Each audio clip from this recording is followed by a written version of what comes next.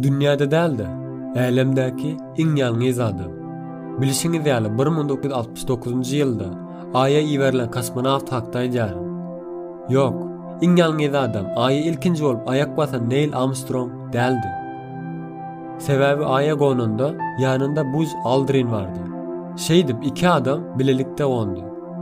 Olary Aýa alyp baran gemide 3 adam höküminde ýola düşdiler. Ýöne aýyň orbitasyna ýetenlerinde iki adam Eagle gemisi bilen Aýa gonan wagtynda bir adam bolsa Columbia kosmos gemisinde garaşdy. Aýyň töwereginde ýalňyz Aýdaky dostlarynyň gaýdyp gelmeni 27 saat garaşdy.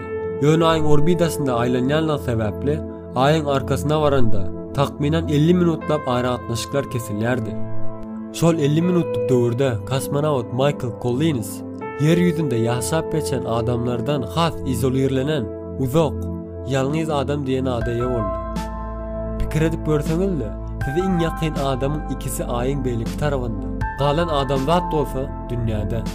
Bular real ýagdaýda siz näme duýguny başdan geçirerdiňiz?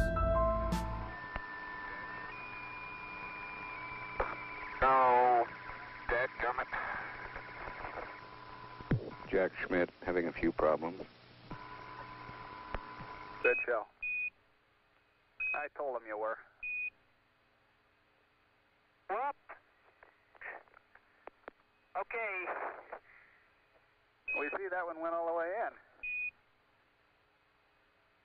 Not quite.